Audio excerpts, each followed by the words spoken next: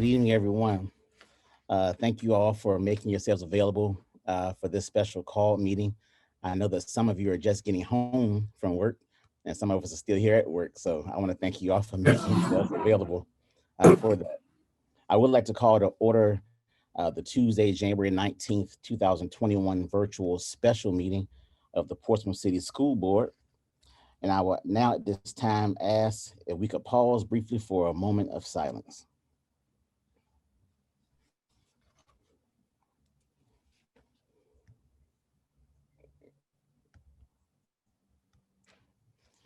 Thank you.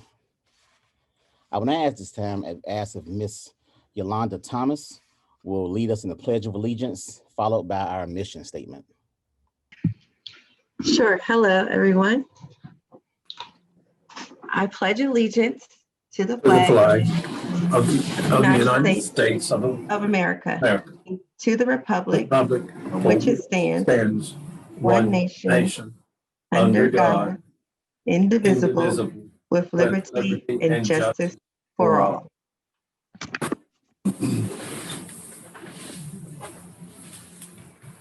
Okay, and Chairman, I'll move right into the mission statement. Okay. Yes, thank you. The mission of the Portsmouth Public School Division is to engage all students in learning that will foster academic excellence and responsible citizenship. Thank you so much. Agenda item 2.5 is attendance. Ms. Chambliss. Ms. Atkinson. Mrs. Hines. You're muted. Present. Mr. Parent. Present. Mrs. Shoemake. Present. Mrs. Thomas. Present. Mr. Tillage. Present. Dr. Whitaker. Reverend Patello. Present. 6 members present, 2 members absent. Thank you so much. We'll now have consideration of the agenda, which is before you, a very short one tonight, but I will now entertain a motion for that. Move for approval. Second, Hans. It was approved. Motion was made by Mr. Parent and second by Ms. Hines. Any discussion? Roll call vote, Madam Clerk. Mrs. Hines. Yes, I'm sorry. Mr. Parent. Yes. Mrs. Shoemake. Yes. Mrs. Thomas. Yes. Mr. Tillage. Yes. Reverend Patillo. Yes. It's unanimous. Thank you so much. Agenda item 3.1 is listed under interim school board member interviews. I just want to ensure that everyone on the board currently has a copy of the questions that will be asked by the Human Resources Committee, and also that you have copies of your score sheets available at this time. Mr. Tillage, you saying you do have it? Yes, I was not able to pull it up on board docs. Okay. Are you in board docs now? Yes. Okay, it should be listed under 3.1 On the executive. in executive content. And you have to make sure that you actually logged in with your credentials to see it. Got it. Okay, I got it. Okay. All right. And if that is, everyone has it, and I ask now if Mr. Scheffler can go in and bring in Ms. Allen, who will be our first candidate for interview. We'll do bringing in Miss Allen right now. Thank you so much.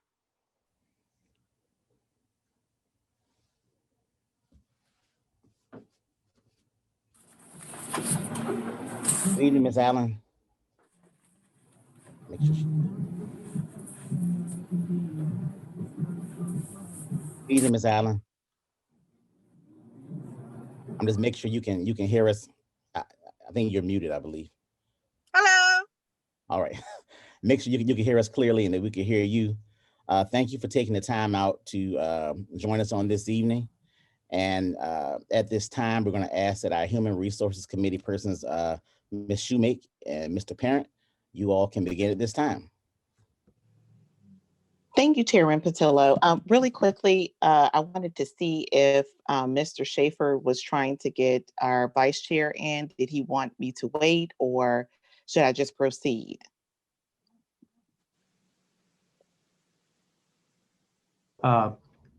Vice Chair is not in the waiting room. I just sent you a text. We want to make sure that she's not trying to get into Thursday's meeting by chance. Understood. Okay. All right, I'll proceed. Good evening, Ms. Allen. So I'll Good start evening. with, wonderful, you look beautiful. I want to start with the first three questions. What is a school board member's role and responsibility? And how does that role differ from the role of the superintendent or administration? Thank you so much for having me this evening. The role of a school board member is primarily to set policy for the division and to also hire and evaluate the superintendent. Where that differs from the everyday day-to-day operations of the division is that the superintendent oversees the division and administration is under his direction. So a school board member is not to interfere in the day-to-day operations of the division. That is the superintendent's role and his role only and his designee. So that's the differentiation between the two. Awesome, thank you. Second question, what items should be top priorities for the school board budget? How would you determine your budget priorities? Well, being as though I've served on the school board the last 4 years, my priorities are pretty much the same. We want to make sure that we're fiscally responsible with the dollars that we're entrusted to by our citizens in the city. The other thing that I want to make sure that we take care of is that we're going to see a funding challenge due to COVID. The city's going to see a funding challenge. The state is going to see a funding challenge. So we have to expect that Portsmouth Public Schools is also going to have a funding challenge. So making sure that we open our schools safely, making sure that we work equitably to catch up our kids to where they need to be for the lack of where they've been at doing virtual training. So I think that's extremely important. And we need to make sure that that's a top priority, that our students have the funding that they need to move forward. So that would be a top priority for me. And of course, I'm always going to fight for staff raises. I have in the past. I've advocated for that. That is also a priority.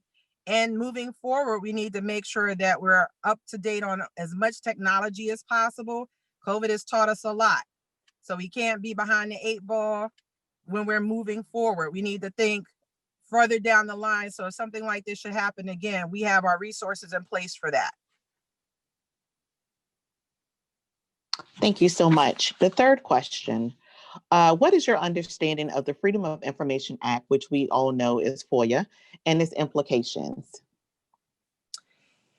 First and foremost, the Freedom of Information Act offers the opportunity for the public to get information from our meetings. Anytime that you're doing business for the people, the public has a right to know the business that you're conducting. So anytime that you're having outside meetings with more than 1 or 2 people, that constitutes a meeting. And that does subject you to the FOIA Act, where someone can say, we want to know what they were talking about. That's also subjective to your emails, your text messages, all of that comes into play under FOIA. So you have to be extremely mindful when you're in same settings with other members that it is not being construed that you are handling the business of the people without the people. Awesome, thank you. And that concludes my 3 questions. You, Mr. Parent? Thank you, Ms. All right. Scheffler. All right. What is your position on returning teachers and students to in-person instruction? And what do you see as the goals and challenges for Portsmouth Public Schools as related to COVID? Well, my position as far as returning our kids to school, I'm never going to vote to send our children back to an unsafe environment. I work in healthcare, so I see the implications of COVID-19 on a daily basis. So I think we need to make sure that we're following our CDC guidelines, that we're taking the opportunity to work with our health department professionals and making sure that we have the necessary precautions in place that when it is time to bring our kids back to school, they're in this safe environment and as safe as possible, not only for our students, but also for our staff. Because if we don't have staff, who's going to teach our students? So we also have to make sure that we're educating our staff about COVID, how are we going to make sure that we protect them so that everybody is on the same page. Of course, at the end of the day, the superintendent will give his recommendations and the board will vote on them. I think it's important that we question everything and making sure that we stay on top of where the guidelines are and how our trends are moving. So I think that's a very heavy decision to make. It's a big responsibility, not only for us sending people's children back to school, but making sure that our staff is safe as well. And could you repeat the second portion of your question, please, Mr. Parent? Yes. What do you see as the goals and challenges for Portsmouth Public Schools as related to COVID? Well, One of the goals and challenges. One of the main challenges is going to be getting our students back up to where they need to be since they've been in a virtual setting. We can all agree that a virtual setting is majorly different from in person. That physical being in a classroom with your peers, being able to have that one-on-one attention with a teacher when you need it, they definitely need to have that now. So that's a major challenge, making sure that we stand in the gap, because there is a gap and there's going to be a gap. So we've got to do what we need to do to make sure that not only do we stand in the gap, but we move them beyond. This COVID situation, even when we return to school, it has implications that's going to be for years to come. So we want to make sure that we're doing what's necessary to fill in that gap. One of the things that has been great strides during COVID is that we were able to think ahead of the game and get our technology in place. So when we did go out, we were already prepared. So that's a challenge. That's a goal that we've had, but maybe now is an opportunity to look at, since a lot of high schools might have the opportunity that they may decide that they may want to do more virtual learning instead of in-person learning. So thinking ahead of the curve is something that we have the opportunity to do now. Okay. And the last question, why should you be considered to fill this seat? And what unique qualities would you bring to the school board? Wonderful. Two-part question. Very much of an important question. One of the reasons why I should be considered is, number one, I ran for the seat. I wanted to continue to serve. I felt I brought a great deal to the table when I was a school board member. Matter of fact, once a school board member, always a school board member. So whether I'm selected or not, I am still going to be engaged, involved, and right there beside you guys when and if you decide that you need me to be. I'm always going to advocate for Portsmouth Public Schools. I've done so the 4 years that I was on the school board. I did it prior to being on the school board, and I will continue to advocate for Portsmouth Public Schools and public education. My first year on the board, I ran on a platform of career and technical education. We now have pharmacy tech and we now have barbering. Those were two things that I was the catalyst for. So I do come to the table with ideas and proven results. I was someone who got a nice amount of votes. Unfortunately, I didn't make enough votes to serve from election day. However, there is a block of people who feel as though I am leadership worthy, and I'm very appreciative of that. What I bring to the table is that, number one, I'm always going to be fair. I'm always going to ask questions, if not just for my clarification, but for the clarification of the public who elected me to serve. So I still bring that to the table. I also have been privy to the conversations about reopening schools, renaming the schools, and possibly rezoning of schools. So I can hit the ground running day one. It's not that you have to catch me up on anything. When it comes to institutional knowledge, what we are experiencing now happened over the 4 years that I've been there. So I have relative institutional knowledge to be able to serve right now. So I also have good relationship, along with many of you, with the members of City Council. So I can only serve to be a conduit for good relationships between the two bodies. So I know the budgetary system. I was just there. So that makes me an excellent candidate for appointment to the school board. And I serve with dignity, honor, and respect. And I know how to make sure that I articulate my votes when I make whatever votes I make, and make sure that we work together. So that is why I'm asking to be considered. Okay, thank you. That concludes our questions, and we appreciate you being with us this evening. Thank you so much. Thank you so much. Anybody have any other questions for me? It has been a pleasure to see each and every one of you. I thank you for this opportunity to come before you today and ask that you seriously consider me for appointment to the seat. You won't be sorry. Thank you so much. You're Have a good welcome. evening.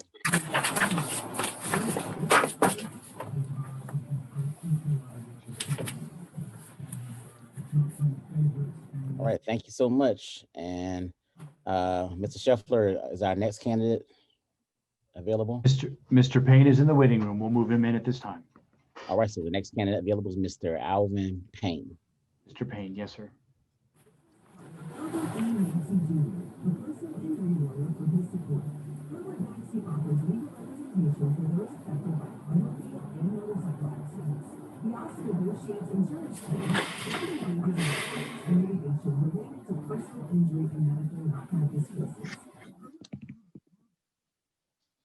Mr. Dean, are we ready? Hello, Mr. Payne. He's muted right now. Okay. Okay. There we go. There All he right, goes. I was coming in. Hello, Mr. Payne. How are you? Can you hear me? I can hear you. Can you hear me? Okay, I got you loud and clear. How you doing, Mr. Patillo? Doing great. How you doing, sir? I'm well. Happy Tuesday to you all. Thank you so much. Thank you for taking time out to join us on this evening, and thank you for your willingness to serve on the Portsmouth School Board as well. We have all reviewed your application, and you were one of the 3 finalists selected. And on this evening, our Human Resources Committee, consisting of Ms. Shoemake and Mr. Parent, they're going to be reading and asking you questions on this evening for your responses. All right, just make sure you're off of mute, and I'll ask Ms. Shoemake to begin. Okay. Thank you, Chairman Patillo. Good evening, Mr. Payne. So I'm Hey going there, Ms. to, Shoemake. how are you? I'm going to provide you with the first 3 questions, so 3 out of 5 questions. So the first question, what is a school board member's role and responsibility? How does that role differ from the role of the superintendent or administration? The school board's role is more of a watchdog role. The school board sets the vision and goals, and the school board holds the district accountable to those goals and visions that have been set. Not only the district, but holding the superintendent accountable to the goals and the visions. The main purpose of those goals and visions are for the success of the students and the community. So that's what the school board is responsible for, making sure those goals are set around, making sure that our students and the community are being enhanced. And the second question, or the second part to that, I'm sorry. So I'll reread it. It's what is a school board member's role and responsibility, which you just answered. And the second part is, how does that role differ from the role of the superintendent or administration? Well, the superintendent is the hands-on. So the school board wants to stay out of daily activities and let the superintendent, the principals run the schools and the district. And as I mentioned earlier, the school board is the watchdog, or the enforcer, to make sure those visions and goals are being adhered to and met. So that would be the difference between the two. Okay, thank you. Number 2, what items should be top priorities for the school board budget? how would you determine your budget priorities?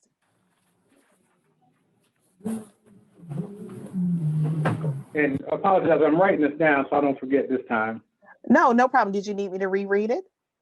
I could slow Yes, down. please. Maybe I'm reading too fast. I tend to do that sometimes. What items should be top priorities for the school board budget? And then the second part is, how would you determine your budget priorities? Take your time.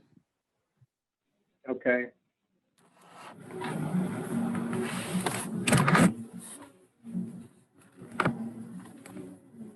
Well, when formulating the budget, we still have to keep the students and the community at the heart of the budget. So the top priorities are going to be determined by the school's needs, the district's needs, and what we see as a priority to advance the students, for the students' advancement in their education. And that's how I would prioritize it, by looking at the uniqueness of our district and what the needs are to make our students more successful. The items for today's environment and for today's school system are going to be technology. We have to keep up with our competitors out there, competitors being our foreign students and other students in Hampton Roads. That would be a top priority. Keeping our teachers, making sure they have a competitive salary so that we can retain talent and keep it here within the city. That has to be at the heart of the budget as well, taking that into consideration. And then looking at our school systems as well, looking at the buildings, looking at the age of the buildings, because if you think about it, and I'm ex-military, and what attracts not only military but families to this area, they're going to be the school system. It's going to be the first item that a parent looks at when they're determining where to live. We have impressive school systems, the aesthetics, the curriculum, the qualifications. That's going to attract more families to the area, i.e. more businesses, on and on and on. So we want to have school systems that are presentable and look good, and have the technology to follow, teachers there that are qualified and trained and paid for that experience and know-how.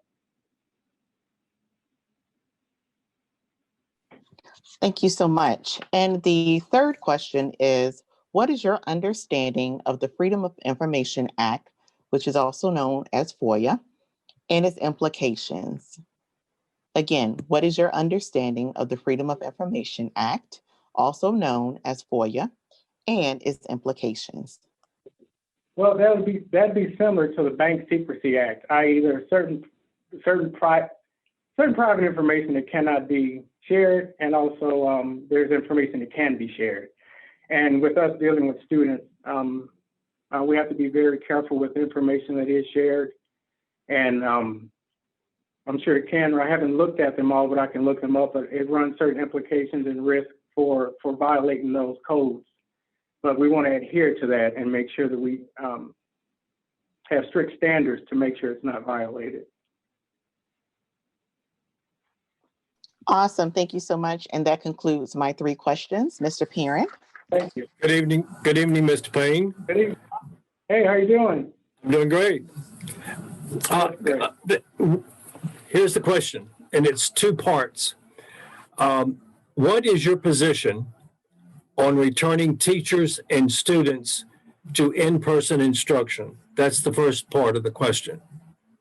And the second part of the question is, what do you see as the goals and challenges for Portsmouth Public Schools as related to COVID?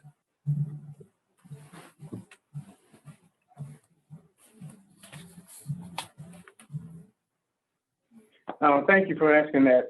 That's been a topic of conversation in my home in particular, because my wife is a school counselor and we have 4 boys that are there being homeschooled. And I've heard both sides. I've heard both sides of the argument, but I'm a firm believer, and we listen to science and we go off of the stats that are put out there. I agree with the levels, the indicators that have been created, red, level, green, to indicate when it's good to go back. I'm not part of status quo. I don't follow the crowd.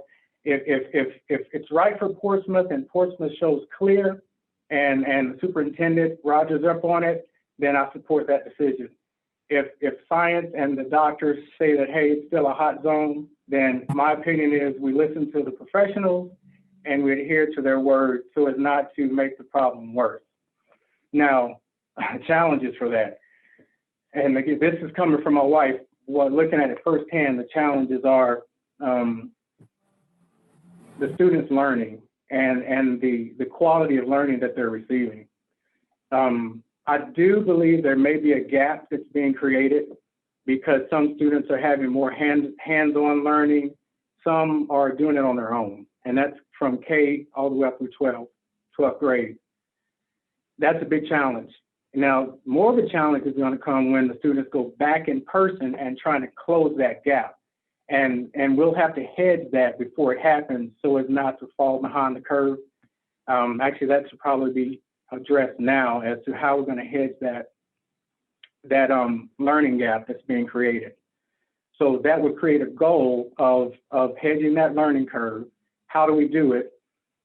Getting the community and the parents involved, finding out what are some specifics around that learning curve, i.e. there are probably going to be, we'll see some general fallbacks, maybe in certain areas that we can curve and get ahead of.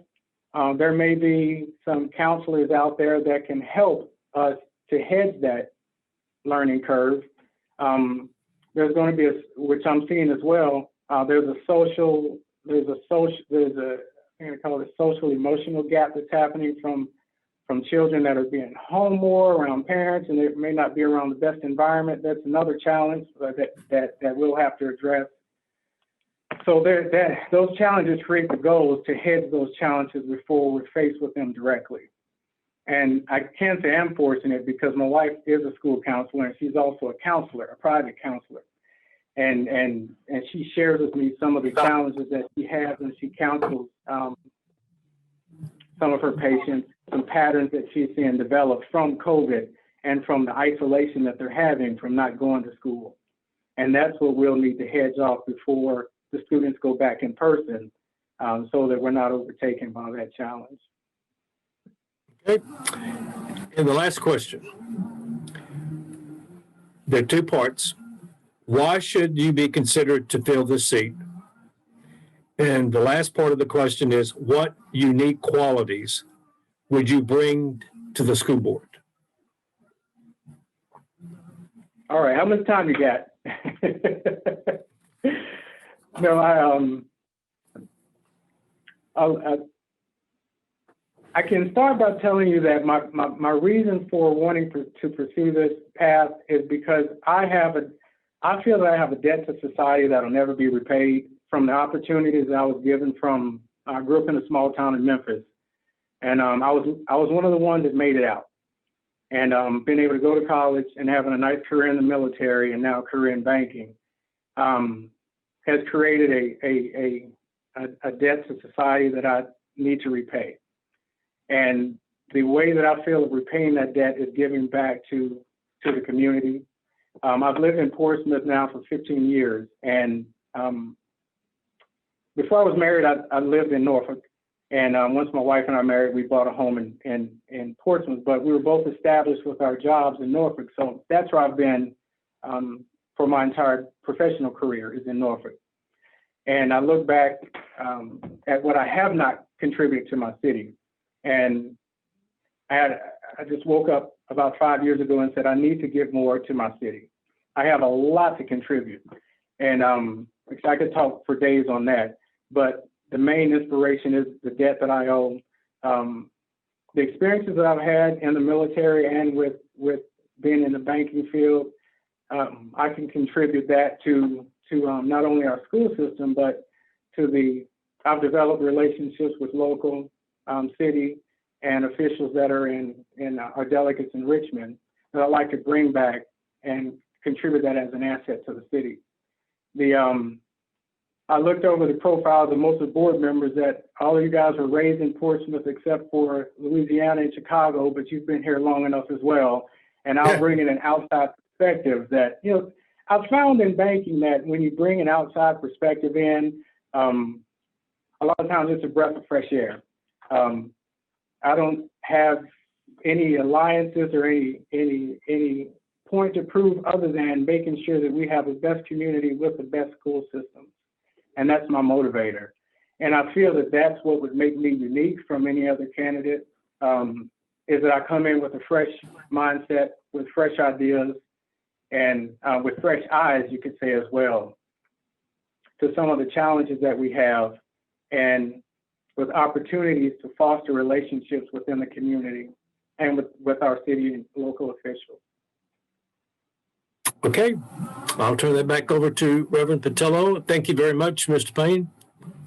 All right, thank you for your time. Mr. Payne, thank you so much again for joining us, and again for your willingness to serve on the school board. And thank you for giving us your time on this evening. All right, thanks, guys. We'll chat. Thank you. Thank you.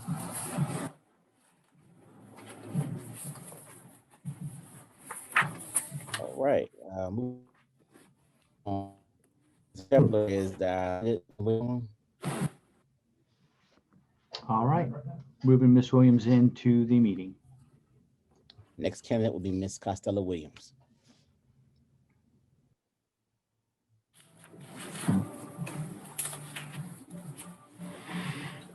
Good evening, Ms. Williams. How are you? Hello. Unmute yourself, Miss Williams. Did you get unmute? Oh. Okay, yeah. Okay. Hello, how are you? Hello. We're doing. Good, good.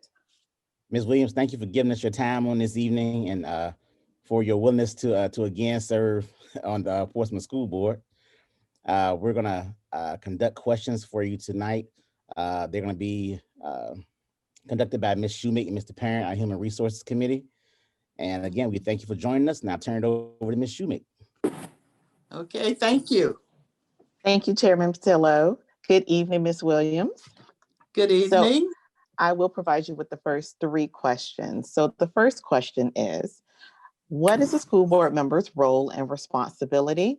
How does that role differ from the role of the superintendent or administration? Let me know if I need to say it again.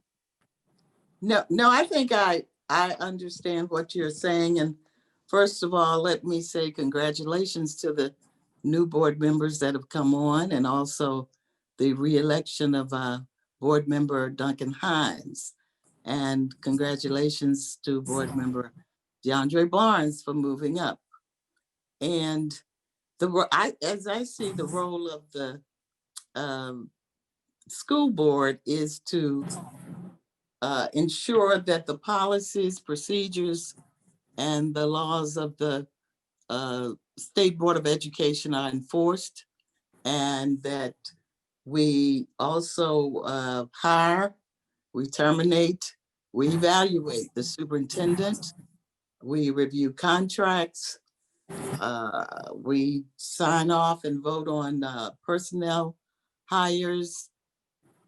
We ensure that our buildings are up to par as far as safety, and the structures are sound for our children. And the role of the superintendent is to be the chief executive officer of our school division and to ensure that those policies and the educational leadership is provided as far as the direction of the school division. But he is the chief operating officer that takes care of the day-to-day operations of the school division. And it is our job to ensure that those rules, regulations of the state board are followed.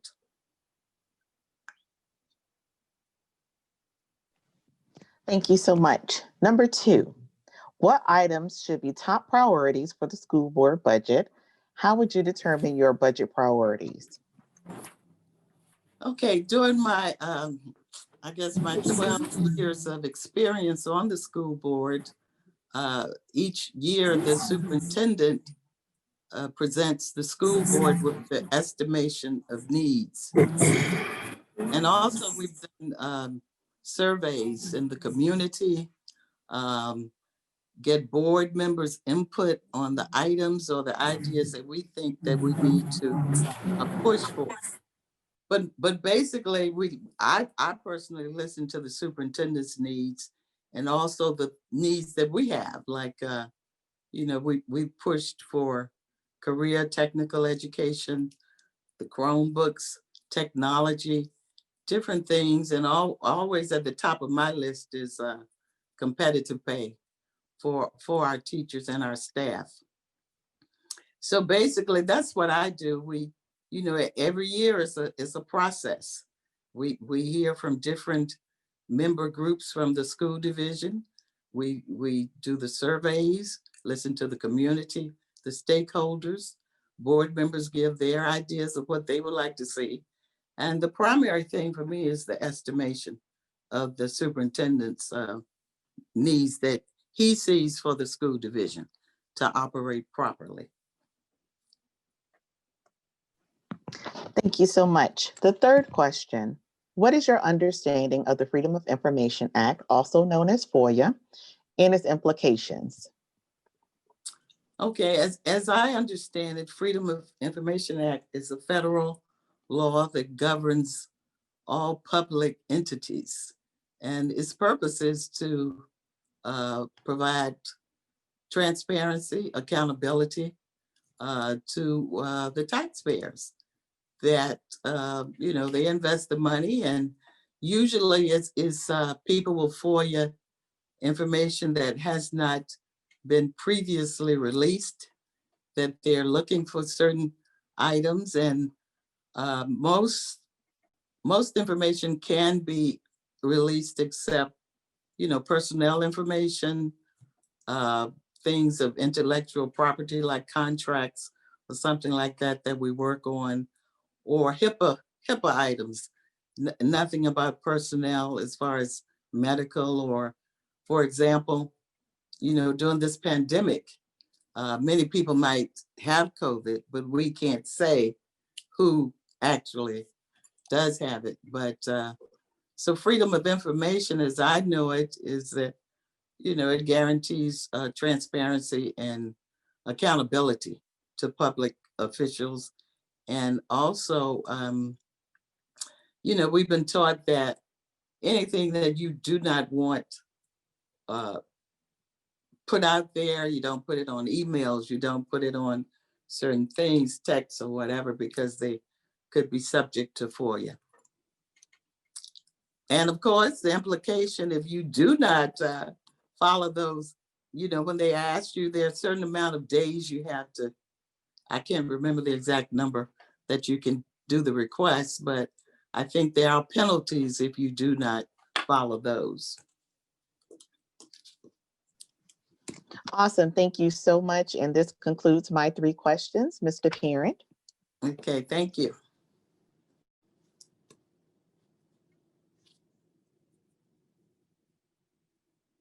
We can't hear you, Mr. Parent.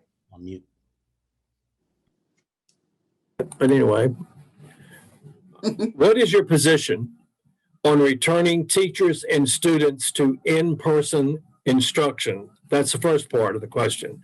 The second part of the question is, what do you see as the goals and challenges for Portsmouth Public Schools as related to COVID?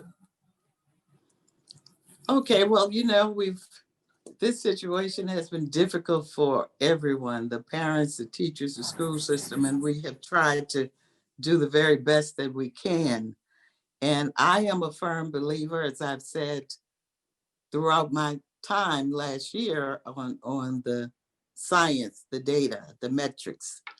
And when we've had our public health director in, she normally tells us where the positivity rate is. And I think the last I heard, Portsmouth was like 19% or 20%. So I'm very concerned about that. And I'm not comfortable returning students or kids back to school when, you know, the epidemic or the pandemic is soaring. So until, as I said, I'm a firm believer in the metrics and the data.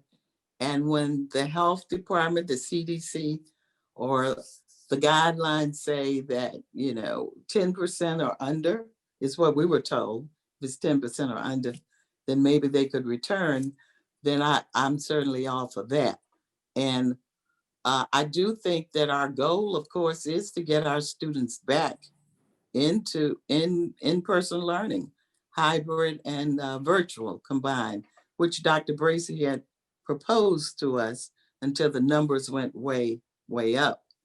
And I do think our challenge is to ensure that our staff, our teachers, are the people that, because everybody plays a role in getting our kids to school. And some people will say, well, the kids do fine.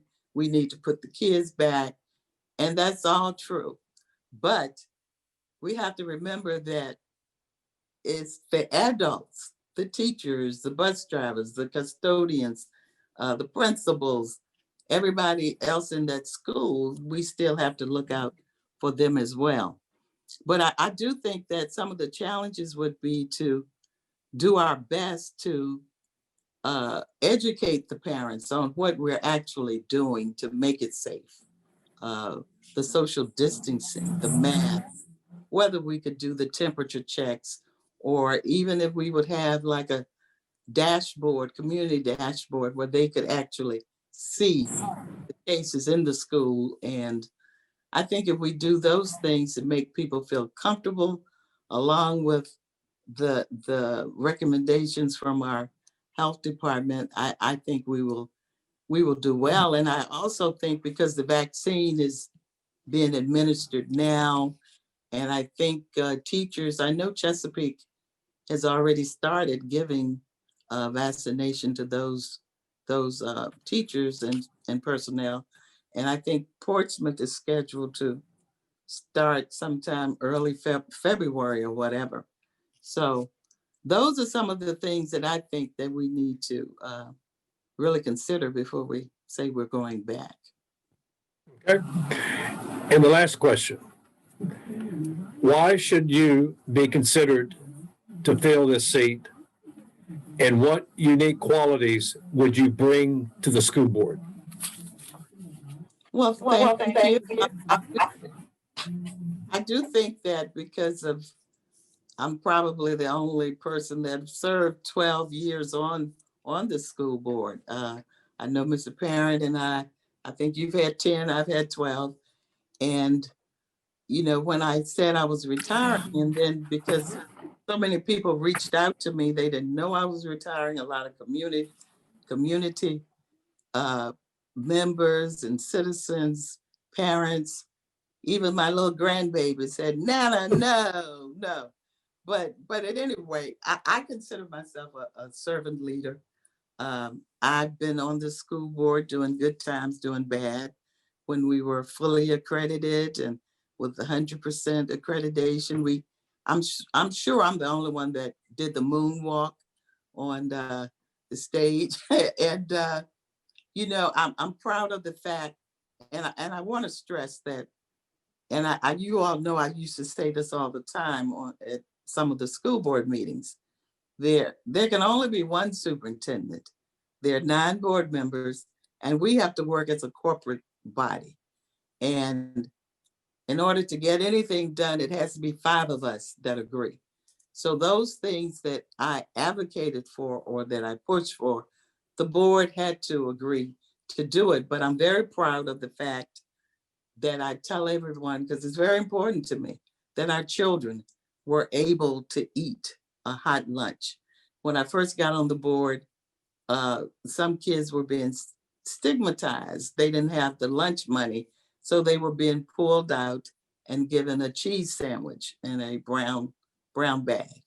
And a teacher came to me, in fact, at the drugstore. She said, Ms. Williams, you're newly elected. She said, this really bothers me. And she told me about it, and I didn't like it either. So I said the parents would be held accountable for the money, but the children need to eat. And we do not need to take them out the line or give them the cheese sandwich. And the board, of course, agreed with me. So that was passed, and I'm very proud of that. I was instrumental in the student rep. I brought that before the board, that we would add a student rep to our board, and they of course, went along with that idea too. And I'm a big proponent of the career technical education, that students are career ready. Everybody doesn't go to college. So we've all pushed that, and we were on one accord with that. Another big thing that we were able to do was the Chromebooks, which was great when so many of our kids had to do the virtual learning. We had already begun the process because of Dr. Bracy. And so things like that, anything that will move our division forward, the new cosmetology program at IC Norcom High School, that's a great program for our kids. And we have to do more of that, hopefully, with a new council that believe in funding or educating our children, we'll see a difference. And another major thing was we've been fighting for several years back and forth about our risk management fund. So, instead of going to court, we did decide to ask our state delegation to get an opinion from the Attorney General. So that came in like December 13th. I think right before I left, and we were like happy because he did rule in our favor about our risk management money. So I would certainly like to continue to work with our present city council so that we can resolve that issue, so that each year at budget time, we don't have to keep going back and forth, because part of the risk management funding is, the self-insurance of our employees. And we are supposed to be the stewards of our money. So that was another major, because I served as the contact person with Senator Louise Lucas, and also our attorney, Mr. Carroll, that presented the information. And I kept following up with Senator Lucas to see where were we, because we wrote the letter, I think last March, but we only got the answer in December. So that's another thing. I've served as vice chairman of the board. I've served on many of the, curriculum instruction legislation, the MWBE, and I was on the board when we finally passed the MWBE program from the disparity study for minority and business enterprise, and Portsmouth Public Schools. I think we're the only school division in the Commonwealth of Virginia with this program. So, we've done a lot, but we still have a lot of things to do. There are a lot of things that I would like to see done. And also I must say that I think it went very well. We got a little flack, but it went very well. The renaming of the schools, it was done without a lot of controversy. Of course, people were able to express their opinion. And we did that during the pandemic because I really believe people should be able to come and speak to us in person about their feelings about that. So, I'm excited about coming back. I thought I was gone, but if you all decide to have me back, I still think there's a lot of work to do, because our kids have fallen behind, and we're going to have to invest a little more. We might have to do extended day, Saturday school, or summer school, but we're going to have to do what we need to do to get them to the place that they need to be. And I see our school division as, I have some favorite hymns, there's a balm in Gilead. And I really think that, we have to reach out. Some of our kids are lost, and we have to do more. We have to do more than we have been doing. How we can reach them. What can we? And I don't mean to cut you off, but we've reached the 15-minute time period. You all know I can talk a long time. Okay. Well, thank you so much. I'm sorry to Thank you. cut you off. Okay. All righty. Well, thank you for having me. And I look forward Thank you to so much. whatever you all say that needs to be done. Thank you so much.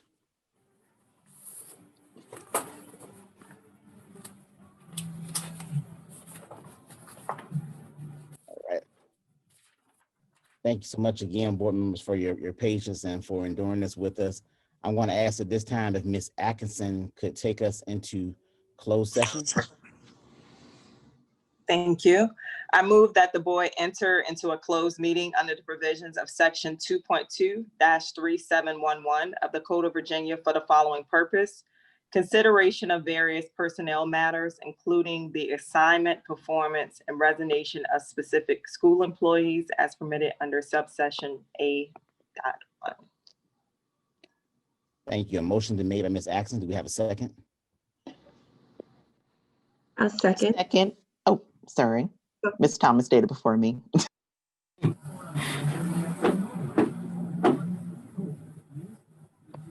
Session. All right, roll call vote. I'll do the roll call vote. Madam Clerk. Oh, Madam Clerk is here. Okay. Kathy, can I have a roll call vote, please?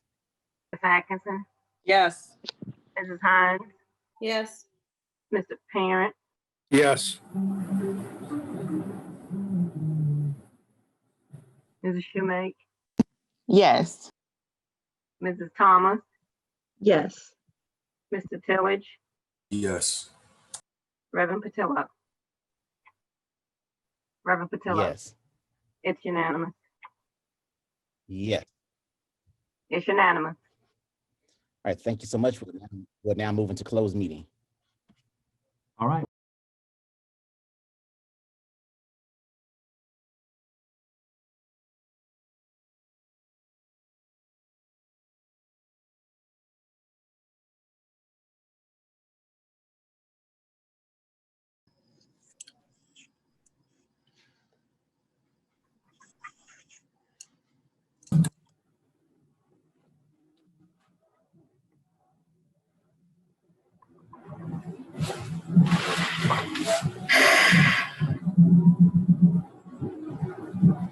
Right, looks like we're back. And thank you all again for your patience, those of you who are watching live stream. We do have now agenda item 3.3, consideration of the appointment. Mr. Chairman, we need a certification coming out of closed. Yep. I got you, Chair. Thank you, Ms. Atkinson. I move that each board member certify that to the best of his or her knowledge, only matters which are lawfully exempted from open meeting requirements and which were identified in the motion to go in closed meeting were heard, discussed, or considered during the preceding closed meeting. Move for approval.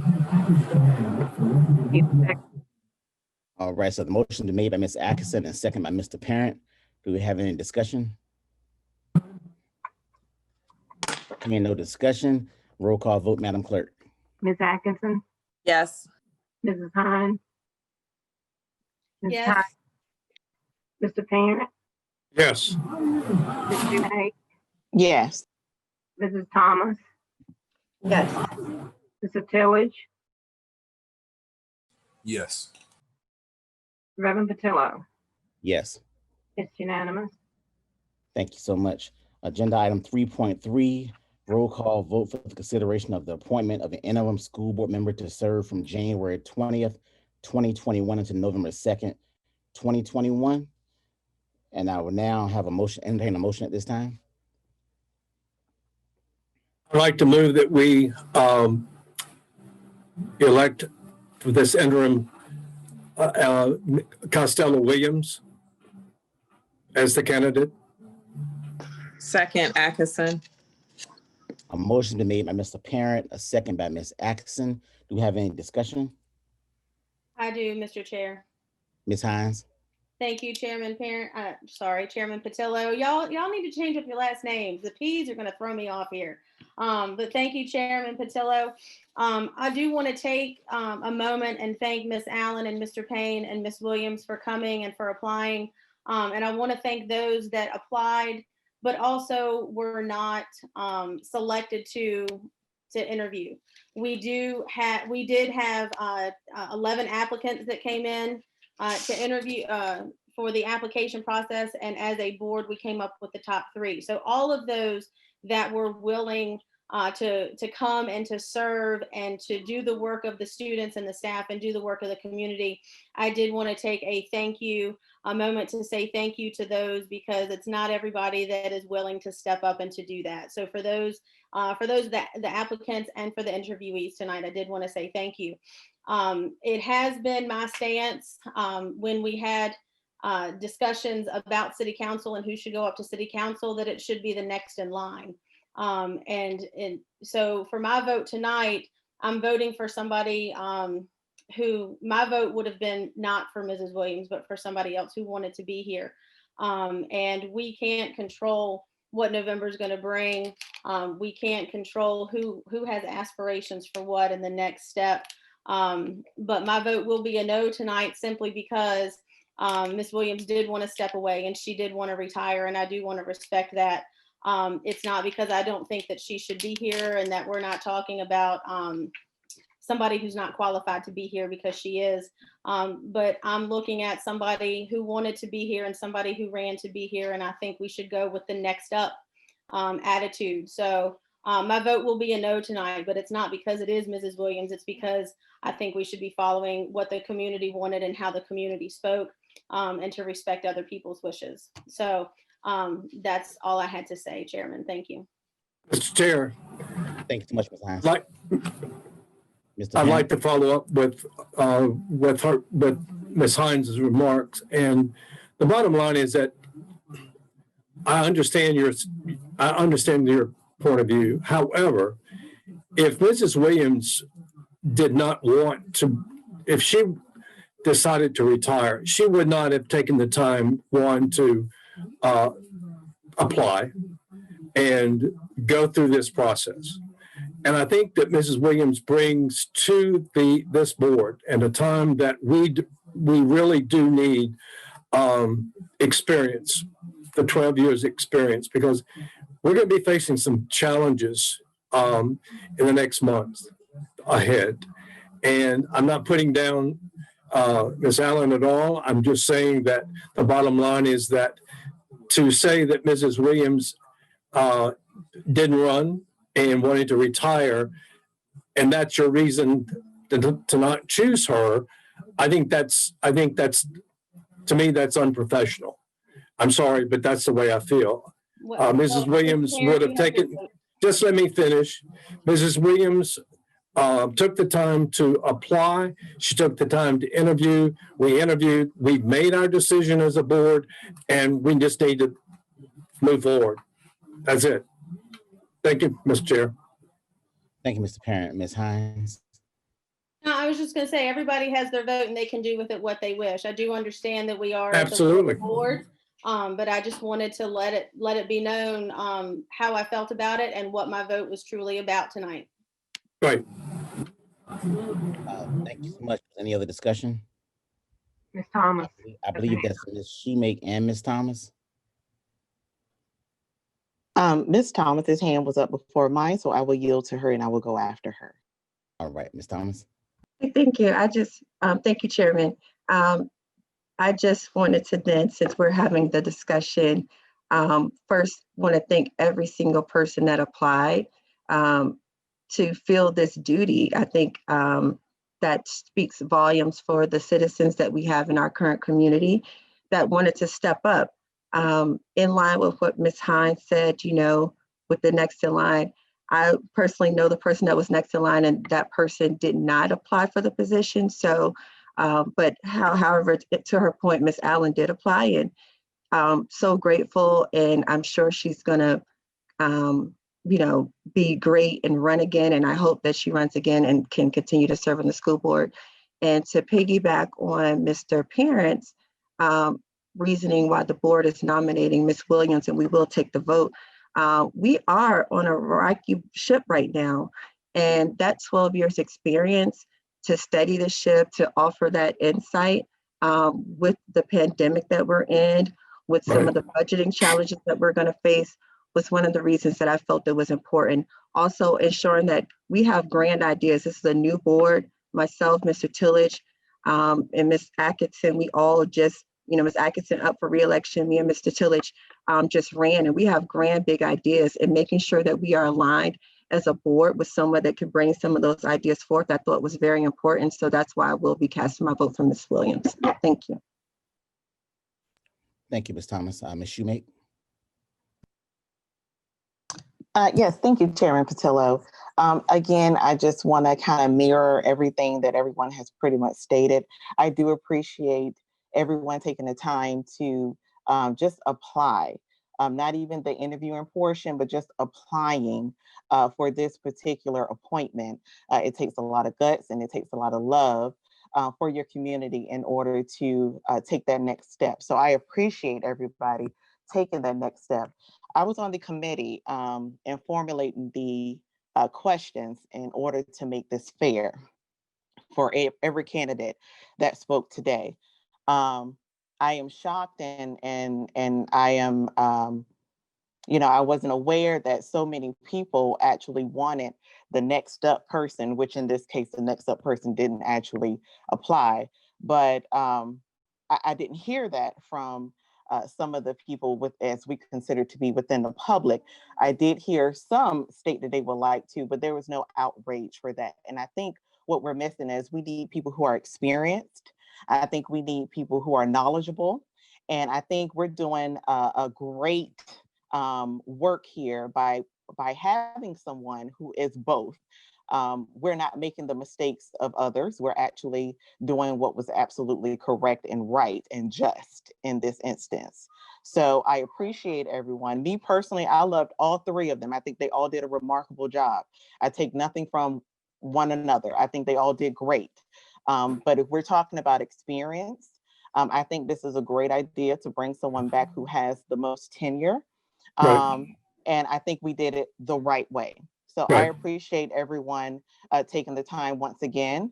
And I also appreciate the board members in their discussion to formulate this particular answer. And I understand everyone's viewpoint, but I think we're doing the right or making the right decision in this instance.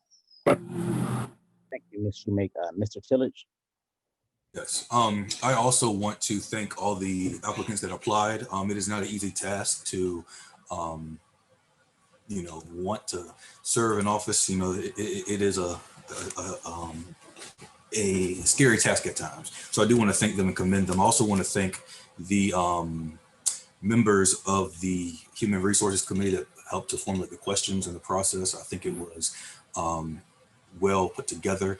I do think that the school board did a very good job at interviewing candidates. And so I want to thank the school board member Parent as well as school board member Shoemake for that. Speaking on the issue of the next person in line, that next person in line did not apply. There were the top five votes, one in November. The sixth place person did not apply for the vacancy. And so that's one reason why I didn't kind of use it to base my judgment on this evening. As far as the three final candidates that we interviewed today, I do believe that Mrs. Williams, Ms. Allen, as well as Mr. Payne, all three did a great job. All three of them have a great resume, great experience. And I am proud to say that the school board, unlike city council, we are looking at resumes and we're looking at performances of what people have done and what they're willing to do to help to elevate our school division. And so that's why I will be making my vote today for Mrs. Williams. Thank you so much, Mr. Tillage. Is there any further discussion? Chair Patillo. Vice Chairwoman Atkinson. I just want to echo again what my colleagues have said. I know that who the sixth person was, they did not apply. And I know that because I was the fifth person. So like I said, I feel that myself and my colleagues are doing the right thing, especially with the top three candidates that we have. And I want to thank all the others who have applied. So now we have a pot of potential upcoming school board members. So I encourage everyone who has applied to get out and run. If you need information on what to do, or, you know, just how can you run and get on the ballot, I'm willing to help any of those. My email is lakeisha.atkinson@gmail.com. But again, being that this to me was neck to neck, it was hard. It was a tough decision. I'm gonna go on record and say that I'm going with tenure. I'm going with someone who is experienced. I'm going with someone who is a voice, who is an advocate for all children, our teachers and our staffs, and not hesitant and willing to speak out on issues of injustice in our school system and in our community. So my vote will be for Costello Williams. Thank you. Thank you so much. Any further discussion? Again, I do want to thank all the applicants. I want to thank all of you board members for your professionalism during this process and for allowing the Human Resource Committee, along with our Human Resource Director, Ms. Jessica Dorn, to prepare and compile the questions and make sure we follow all human resource ethics and standards. I really appreciate you all for allowing that to happen. Madam Clerk, roll call vote. Ms. Atkinson, Yes. Mrs. Hines, No. Mr. Parent, Yes. Mrs. Shoemake, Yes. Mrs. Thomas, Yes. Mr. Tillage, Yes. Reverend Patello. Yes. 6 yes votes, 1 no, it passes. Thank you so much. And Ms. Chambers, I'll ask if you would give Ms. Williams a call this evening to arrange the swearing-in appointment with the clerk of court Yes. at her earliest date. Hopefully, I'm praying tomorrow so that we can have her available for the meeting on Thursday. Okay. It's scheduled for tomorrow at 11. So I will let Ms. Ms. Chambers, just so you know, the circuit court in Portsmouth issued an order today that closed down some of the city offices, or the court in particular. It's a brief closure, but you might want to contact her directly to make sure that appointment can still be held where you plan to. Okay, I would do that first thing in the morning. But in the meantime, do you still want me, Reverend Patello, to give Mrs. Williams that time? Yes, and just inform her that she has been selected, and hopefully the clerk can keep the time that you set to have the new board member sworn in. Okay. Chairman Patillo, GDC and JDR is still open, just circuit is closed. Okay. Just for your information. Okay. Thank you so much. Wow. All right.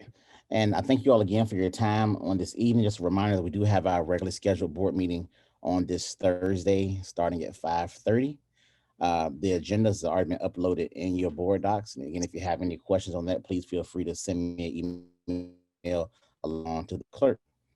Thank you all again for your time. And I now consider this meeting closed. Have a great night.